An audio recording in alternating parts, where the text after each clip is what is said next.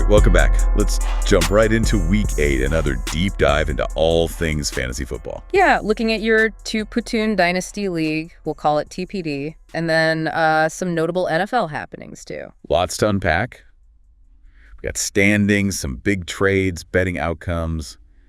Where do we even begin? Well, it's been a wild ride, that's for sure. And in a dynasty league like yours. Well, you know every move matters. It's not just this week. It's seasons to come. Exactly right. And speaking of wild, the TPD is shaping up to be a real nail-biter this season. Only 3 games separating first place from last place. Absolutely. Makes every week a must-win, and that waiver wire, more important than ever. Oh, for sure. Now, remember how the Student Storm division was struggling a couple of weeks back? Yeah, what happened there? They just pulled off a complete 180. Every single team in that division got a win in Week 8. Wow, every single one. That's pretty rare. You don't see that synchronized surge too often. Definitely makes you wonder what's going on. Yeah. Like, was it just a lucky week or did something click? Yeah, I mean, luck's always a factor, but maybe they finally figured out their rosters, hit their stride. Okay, so maybe a bit of both. Some smart moves and a little bit of that fantasy magic. Could be. We'll need to look closer, though, see if there's anything we can learn from their matchups, any sneaky waiver wire pickups they made. Right. Because that's where the real edge comes in, right? Yeah. Spotting those trends early. Now, on the flip side, we've got the St. Albans Red Dragon division. They're looking like a real powerhouse. Yeah, they are. All their teams are rocking winning records. Most consistent division in the TPD so far. What do you think? Strong drafting, savvy management. What's their secret? Probably a bit of everything. They've built some balanced teams, for sure. You can tell they know how to weather the ups and downs. It's a long season. Yeah, it is. So we've got a division on fire, another one that's been rock solid all along. I have a feeling those playoff battles are going to be epic. Oh, yeah, for sure. Can those dominant teams keep it up, or will we see some Cinderella stories from the Storm? Makes you think. Oh, totally. Now let's switch gears a bit. Look at the betting results for Week 8. One thing that really jumps out. Tons of high-scoring games. Almost every matchup hit the over. Not that surprising, actually. We've been seeing a lot of offensive fireworks in the NFL lately. Yeah, true. Makes those over-unders even trickier to predict. Absolutely. You got to look beyond just the teams, dive into the offensive and defensive matchups, too. It's more complex than people think. Yeah, for sure. And speaking of unpredictable, Week 8 had a couple of betting results that really raised some eyebrows. Like, Crow Nation managed to cover a 22.5-point spread against Scrubs. That's huge. Shows they're not messing around. They're here to dominate. Makes you wonder how that affects everyone else, right? Yeah. Do they become the team to beat, or does it light a fire under their opponent? Oh, definitely something to watch. And then there's the Kitchen. They pulled off a massive upset against Just Once Before I Die, even though they were a 28-point underdog. That's the thing about fantasy and betting in general, right? Yeah. Anything can happen. You said it. It's a reminder that those point spreads, well, they don't tell the whole story. Absolutely. And it makes you think twice about counting any team out, no matter how big the underdog they might seem. Oh. Okay, so we've got tight standings, wild betting outcomes. Yeah. Let's talk about some of the key trades that went down in Week 8. Yeah, there were a couple of big interdivisional deals that could shake things up. Definitely. And those are always the most fun to analyze, right? Absolutely. So much to unpack. All right, well, let's dive in. First up, we've got the Kitchen sending James Cook and a 6th-round pick to Lene Kakua's Ghost. In exchange for Terry McLaurin and Zach Charbonnet. Now that's interesting. Okay, so break it down for us. What's the Kitchen's thinking here? What about Lene Kakua's Ghost? What are your thoughts? Well, it looks like the Kitchen is going all in on their wide receivers, right? Adding McLaurin to the mix. But giving up a young talent like Cook? That's a bold move. It is. High risk, high reward, maybe. Yeah, exactly. They're betting on McLaurin staying healthy and producing and hoping Charbonnet can step up too. And what about Lene Kakua's Ghost? Getting Cook. They're getting a young running back with tons of potential. It's really a long game move. It all comes down to how these players perform, not just now, but in the seasons to come. Yeah, that's the thing about Dynasty, right? It's not just about this week. It's about building for the future, too. Absolutely. You got to think both short-term and long-term. Yeah. And sometimes a little gamble can pay off big time. All right, now the second trade. This one really had me scratching my head. Yeah. Any Given Friday Night sent Rondale Moore, who's on injured reserve, and a 2027 second-round pick to Tick, Tick, Boom. Wow, that's a lot to give up, especially with more injured. Right. And in return, they got Eric Kendricks, Taron Johnson, a 2025 third-round pick, and $48 of FAAB budget. Okay, so this trade, This one really highlights two different philosophies, right? Any given Friday night, they're playing the long game, no doubt. Yeah, like they're willing to take a hit this year if it means building a dynasty for the future. Exactly. Banking on Moore's recovery and that future draft pick. Now, tick, tick, boom, they're taking a risk on Moore's health, but they get some immediate help for their roster. Tendricks, Johnson, those are solid pieces. It's almost like they're ships passing in the night, each heading towards a different destination. I like that analogy. And honestly, who knows? Maybe both strategies will work out. That's what makes Dynasty so exciting, right? It's unpredictable. Absolutely. So we've got the big picture, the standings, the trades. Now let's zoom in a bit, get into some individual player performances and usage trends from Week 8. Yeah, let's dig into the details. That's where the real gold is. Exactly. So first up, let's talk about Aaron Jones. Oh, Aaron Jones. He's had a bit of an up-and-down season, but his recent performances? Encouraging, to say the least. Okay, I'm intrigued. He's obviously talented, but what makes you think he's turning things around? Fill us in. Well, if you look at his last 4 healthy games, his usage has been incredibly consistent. We're talking over 80% of the offensive snaps, which is elite for a running back. Wow, 80%. That's a heavy workload. It is, and his carry share, meaning the percentage of his team's carries he's getting, has been around 65%. Plus, he's seeing a good number of targets in the passing game, too. So for those who might be new to all this, what do those numbers actually tell us? What's the takeaway here? It tells us that he's the main man in Minnesota, their go-to guy. Those high snap counts, the consistent carries, that screams workhorse back. And the targets, that's just a bonus, adds to his fantasy value. Okay, so his injury earlier this season, that might have scared some people off. But now... It might be a buying opportunity. Some people might still be hesitant, but the numbers don't lie. He's poised for a strong finish. That's a great point. Sometimes you got to look beyond the box scores, dive into those usage stats, find those hidden gems. All right, so Aaron Jones, definitely one to watch. Now, what about Nick Chubb? He's coming off that knee injury, but... Yeah, he is. But his Week 8 performance, his second game back, really encouraging. Chubb's a beast when healthy, but that knee injury had a lot of fantasy managers worried. What did you see that makes you optimistic? Well, a couple things. First, his snap count jumped up to 75%, a big increase from Week 7. Then there's the targets. 5 targets in the passing game, which is a good sign he's fully involved. And most importantly, that 70% carry share, he's still the primary ball carrier, no doubt. And that's against the Ravens, right? A tough defense. Exactly. To maintain that kind of usage against a team like Baltimore speaks volumes. His yards per carry might be down a bit, but he's still grinding it out, finding the end zone. Yeah, that's what he does. So trending in the right direction, potentially a solid RB2 going forward. For sure. Keep an eye on him. Now, another running back who caught my eye, this one's a rookie, Tyrone Tracy. Oh, Tracy. He's been a revelation for the Giants, hasn't he? And that Week 8 performance against Pittsburgh, a team known for shutting down running backs. A statement game. He completely took over that backfield, didn't he? 20 carries to 2 for Singletary? I mean, that's got to tell you something. Yeah, no doubt. And it's not just the carries. He's running routes, getting involved in the passing game. The Giants see him as more than just a between-the-tackles runner. The only concern, the concussion, right? Puts his Week 9 status in doubt. That's the big question mark. We'll need to see how that plays out. But if he's cleared to play, I wouldn't hesitate to start him as a top 25 running back. Wow, that's high praise. It's amazing how quickly things change in the NFL. 1 minute you're a backup, the next you're the lead back with RB1 upside. Exactly, and that's what makes it so exciting to follow. You never know what's going to happen next. Speaking of changing landscapes, Jonathan Taylor, he finally made his return from that high ankle sprain. And he came back strong. Picked up right where he left off. Yeah, it was surprising to see him get such a heavy workload right away. I mean, usually you ease guys back in after an injury like that, but Taylor played over 80% of the snaps.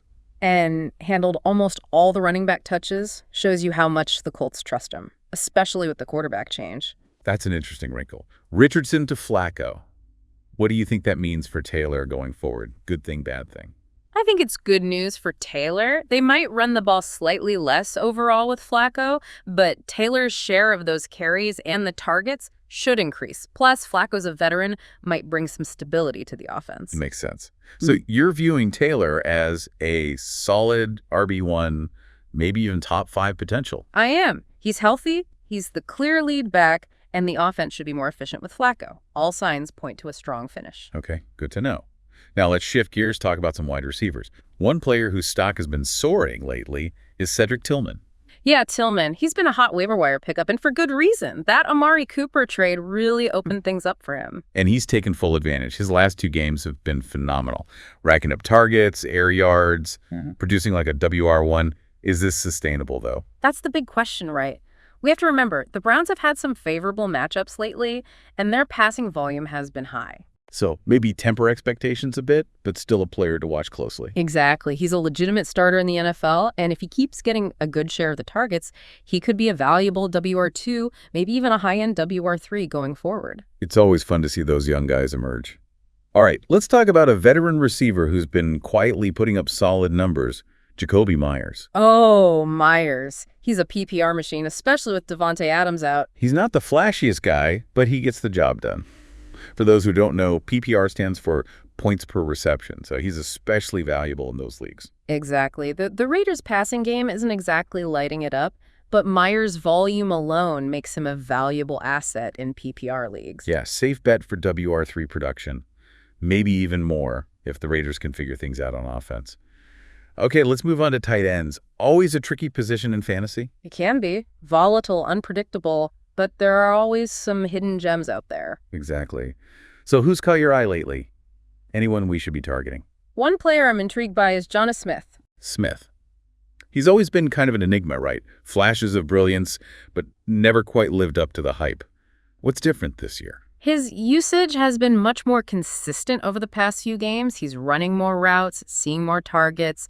It's translating into decent fantasy production. Still not a surefire TE1, but... Right. But definitely worth considering, especially in Week 9 against Buffalo. He's had some success against them in the past. Oh, that's a good point. Always good to exploit those matchups, especially at tight end where consistency can be hard to come by. Now, what about Mark Andrews? Traditionally a top-tier tight end, but he hasn't quite been himself this year. It's interesting, right? His production's picked up lately, but his usage is still a bit underwhelming. So maybe those recent scores are a bit misleading. Could be. He's benefited from some touchdowns, which can be fluky, and now you've got Deontay Johnson in the mix, potentially cutting into his target share. Yeah, that's something to consider.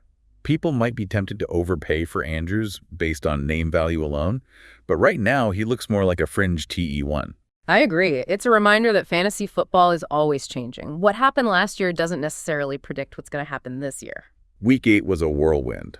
But let's bring it all back to your 2-platoon Dynasty League. We talked about those contrasting divisions, the Storm's sudden surge, the Red Dragon's consistency.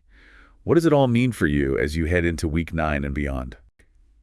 Oh boy, we got some juicy matchups where anything could go down. Hit me with them. I'm ready. All right, let's start at the bottom of the barrel, shall we? Pronation, 3-5, facing off against CDF, also 3-5. Ooh, a real basement brawl. Gotta love it. Both desperate for a win. Cronation comes in as the favorite by 4.5 points, but something tells me this one's going to be closer than it looks. See, now you're speaking my language. This is why we dive deep, folks. Yeah, on the surface, 4.5 points, you think Cronation's a lock. Right, especially with CDF also sitting at 3-5. But hold on, gotta look closer. Cronation, they're only 3-3 as a favorite this season.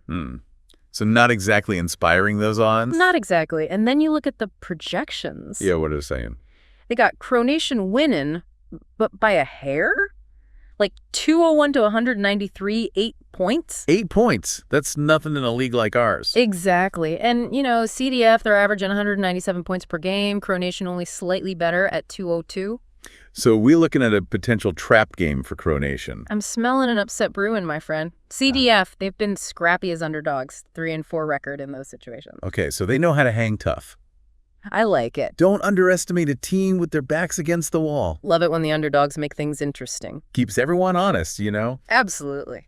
You mentioned something earlier about Cronation and how their record as a favorite wasn't exactly stellar. Yeah. What else could be impacting their projection, you think? Yeah, it's like something doesn't quite add up. They're favored, but by such a slim margin. Right. So I'm looking at their roster, and it's clear they're heavy on that quarterback-wide receiver combo. Yeah, they've been putting up video game numbers. No doubt, but those projections are showing that CDF, they got a sneaky good secondary, especially against those long Broms. Interesting. So even though Cronation has been lighting up the scoreboard, they might be vulnerable to a team that can shut down their deep game. Exactly. This is why I always say you can't just look at total points. You got to go deeper. Look at those matchups. Matchups matter. Preach. Amen to that. And this is a perfect example. CDF, they may be underdogs, but their strength against the deep ball, that could be their secret weapon. All right, I'm officially intrigued. This CDF Cronation matchup is way more interesting than it seemed at first glance. What about Break My Stride in the kitchen? We talked about Break My Stride's high-octane offense, Yeah. but anything else working in their favor this week? Ooh, absolutely. This is where things get fun. Break My Stride, they got a dream matchup against the Kitchen's defense. The Kitchen, they've been porous against the run, and Break My Stride, they got one of the best running back duos in the league, I'm telling you. Oh, man, so not only do they have an insane passing game, but their run game is also primed for a big day. That's scary. It's beautiful to watch, man, like poetry in motion. What's the Kitchen got to do to even stay in this one? They're going to need their quarterback to channel his inner magician, pull some rabbits out of a hat, and then hope for a whole lot of luck on top of that. So basically a miracle. Hey, stranger things have happened. You never know in fantasy football. But yeah, they got to score a ton of points to even have a chance. All right, let's switch gears to that clash of the Titans. Backpacks and Gin Party. Projections favor Gin Party, even though Backpacks is the favorite. What makes Gin Party such a tough matchup? Gin Party, they're like a well-oiled machine, you know? Balanced, consistent, they got it all. A solid quarterback, reliable receivers, and a running back who just grinds it out. That's what makes them dangerous, right? Yeah. They don't have to rely on just one guy to have a monster game. Exactly. It's death by 1,000 cuts with them. Hard to game plan against that. And, you know, Backpacks, they've been leaning hard on their star quarterback. Yeah, he's carried them a lot this season, that's for sure. So if Gin Party can disrupt his rhythm, force some turnovers, who knows? Could be the recipe for an upset. All right, I'm marking this one down as a must-watch, for sure. Now, how about Dog Pound and Any Given Friday Night? This is where those projections and odds are telling two totally different stories. Oh, man, this is a tough one to call, I'll tell you that. Dog Pound, they're like a box of chocolates, never know what you're going to get. One week, they're scoring 250, the next, they're barely cracking 150. Yeah, they're definitely feast or famine. While Any Given Friday Night, they're more steady, consistent, but no real blowout wins, you know? It's going to be a clash of styles for sure. We talked about the projections hinting at a defensive struggle, but Dog Pound, they average 227 points a game. That doesn't scream defense to me. I know, right? It's like those projections are seeing something we're not. Maybe some hidden advantage, some matchup thing we're missing. Makes you wonder. All right, onto that potential shootout. Just Once Before I Die and Lenekakua's Ghost. The highest over-under of the week. Got to be some fireworks, right? Oh, yeah, this one's going to be a barn burner. Just Once Before I Die, they're airing it out, chucking bombs all day. Elite quarterback, 2 top-tier receivers, the whole package. It's going to be fun to watch. I bet their fans are loving it. And then you got Lenekakua's Ghost. They're more balanced. Got a good quarterback, a few decent receivers. But their run game, that's where they shine. They'll just pound you into submission. So basically a high-flying offense versus a ground-and-pound attack. Exactly. It's strength against strength, gonna be a battle for sure. Last but not least, we got Tick Tick Boom looking to play spoiler against Scrubs, who are, well, scrubbing it up lately with that 3-game losing streak. Yeah, rough patch for Scrubs. They got to turn things around quick if they want to make the playoffs. Yeah. What makes this matchup so interesting, though? Tick Tick Boom. They're favored despite their record. It's that young quarterback, man. He's electric. Can make any throw on the field. And Scrubs, they've been leaking points on defense. This could be a field day for Tick Tick Boom. So you think Scrubs can pull it together? They got to find that offensive spark, man. Their run game has been carrying them, but Tick Tick Boom has a tough front seven. They need to get those receivers involved, open things up. Sounds like a tall order, but hey, that's why we play the games. Couldn't have said it better myself. That's what makes fantasy football so unpredictable and so much fun. You know, after looking at all these matchups, one thing really jumps out at me. It's those matchups, man. They matter more than people think. You keep saying that, but I'm starting to see what you mean. Yeah. It's not just about points, it's how those points happen. Exactly. Don't get fooled by just looking at records or those points per game averages. You got to dig deeper, man. Look at the individual players. How do they match up against each other? That's where the magic happens. That's where you find those hidden gems, those sneaky advantages that can win you your week. You got it. We talked about how unpredictable this league is. We've seen those upsets, those crazy come-from-behind wins. What would you say to our listeners who maybe they're a little scared to trust their gut to make that bold move? Man, I'd say go for it. Fantasy football, it's all about taking risks. But smart risks, right? Do your research, look at those matchups, and then trust your instincts. Mm. Sometimes the craziest moves, they pay off big time. You only live once, right? Gotta take some chances. And remember, even if it doesn't work out, you learn something for next time. Exactly. Every week is a learning experience. And that's what makes this whole thing so much fun. Well, folks, there you have it. Another deep dive into the Week 9 matchups in our Tuklatoon Dynasty League. We got those potential upsets, those high-scoring shootouts, and those nail-biters that'll have us glued to our phones all weekend. It's gonna be an epic week. Can't wait to see how it all shakes out. Thanks for joining us, and good luck with your matchups. Remember, trust your gut and go for the win. And most importantly, have fun. You know, after looking at all these matchups, one thing really jumps out at me. It's those matchups, man. They matter more than people think.